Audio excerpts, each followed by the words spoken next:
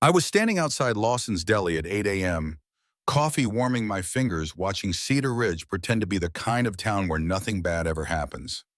Sun on the brick storefronts, a school bell somewhere up the hill, two sparrows arguing over a crumb. That kind of quiet, thin as glass, easy to crack. Then a black SUV drifted down Maple Street like it was trying not to wake anyone. Smooth lane hold perfect signal, the kind of driving you learn from somebody who told you, son, the rules will keep you alive when respect won't. I didn't know his name yet. Later I'd learned he was Adrian Cole, the director of the Federal Bureau of Investigation.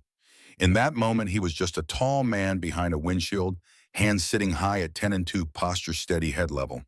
He could have vanished into the morning, if not for the cruiser 2 blocks back idling in the shadows, like a cat that has seen movement. Officer Brent Malloy. I'd heard the name in the way you hear about a summer storm, sharp, sudden, unpredictable. Ex-military boots polished like mirrors, jaw set like policy. People said he was decisive. People said other things too, but they said them softer.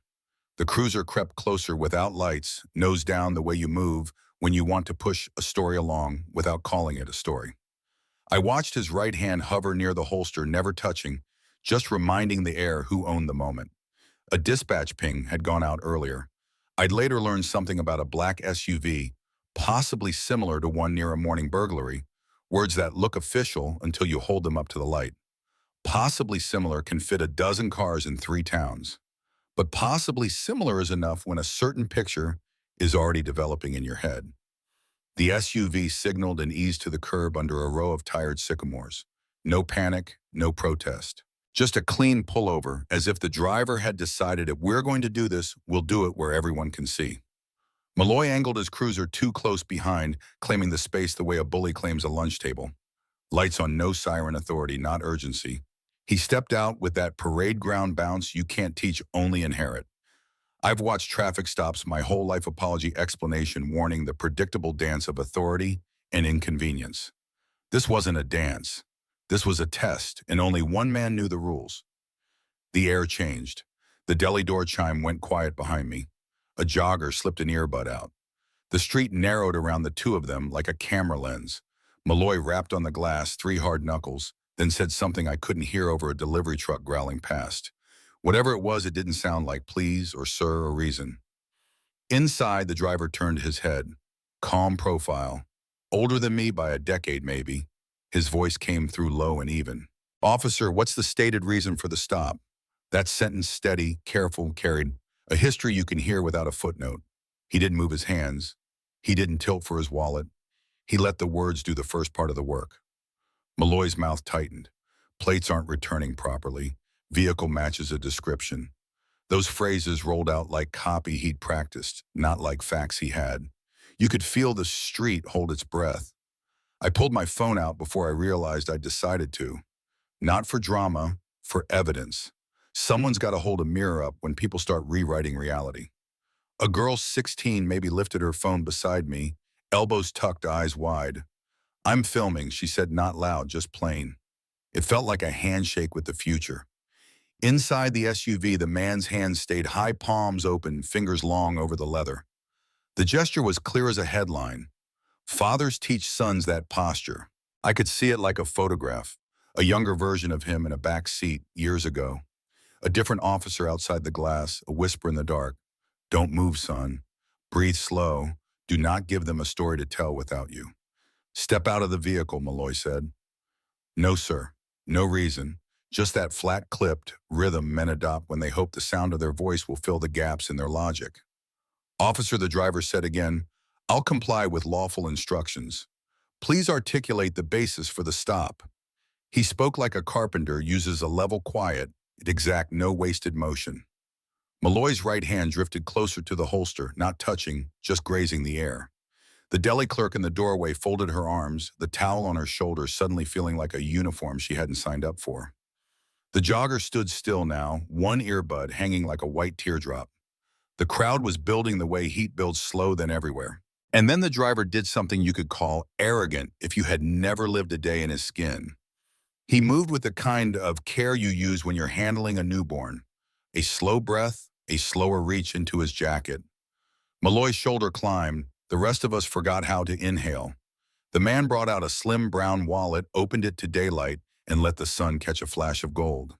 "My name is Adrian Cole," he said, voice surgical. "I am the director of the Federal Bureau of Investigation." If he had screamed, it would have felt smaller. The quiet, the steadiness did the damage.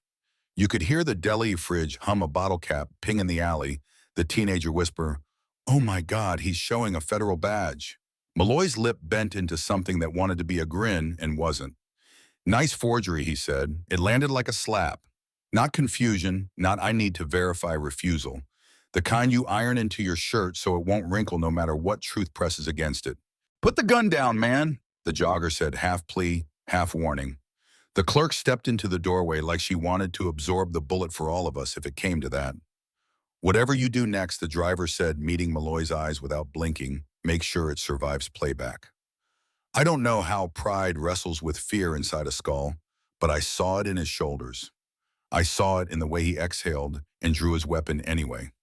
The barrel leveled across the inches between the two of them, and the air did that thing air does right before thunder, tight, electric, cruel. A chorus began very softly, then louder. "Put it down. We're recording." Phones rose like a forest. The teenager's screen filled with hearts and words racing too fast to read. Somebody posted the director's headshot. Somebody else pasted an old hearing. The internet arrived like weather, no permission asked, no apology offered. Malloy held the gun steady. "Step out, now." "You are escalating without cause," Cole said. He didn't flinch. He didn't reach. He didn't blink like some myth of calm. He was breathing, and the breaths had math in them. Minute 2 became minute 3. Sirens none yet, but something else moved quieter, colder. The man's thumb, so small a motion I would have missed it if my eyeballs didn't feel stapled to the scene, clicked the hidden switch near the column. Later I'd learn it sent a secure beacon. In the moment it felt like a prayer sent to a different kind of church. The crowd swelled, voices splitting down the worn seam of this country. "Follow protocol. He's got out. That's the director."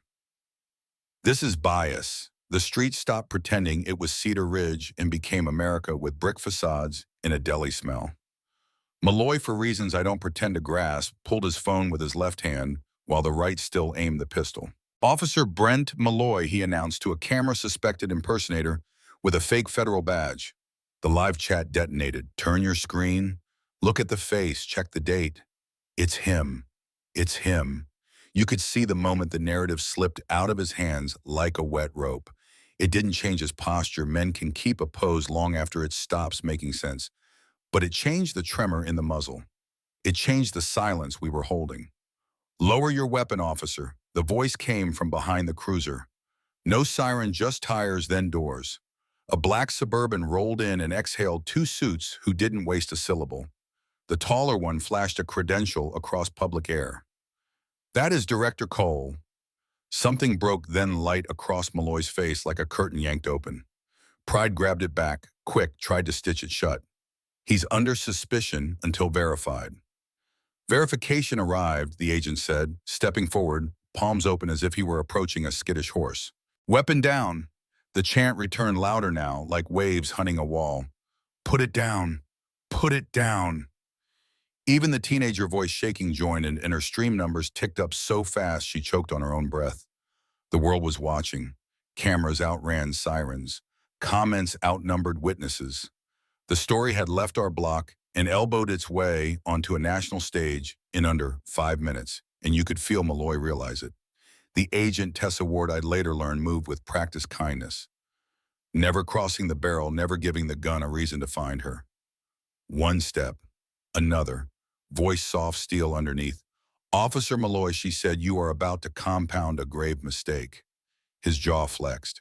The pistol dipped a hair. The crowd inhaled for him. "Don't be that headline," a man next to me called, voice breaking like a branch.